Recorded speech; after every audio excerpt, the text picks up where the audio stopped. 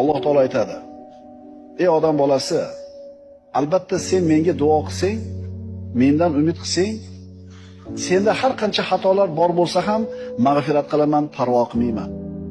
Ey odam bolasi, agar sening gunohlaring osmonga yetib qolsa, so'ng menga istig'for etsang, seni mag'firat qilaman, parvo qilmayman.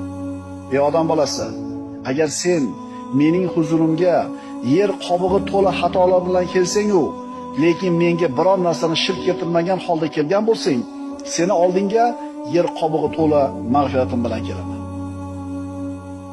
Biz shunaqa Robbimizni taniymizmi?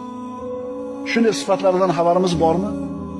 Agar tanisak, bilsak, bizning qalblarimiz pokiza bo'lmay iloji yo'q.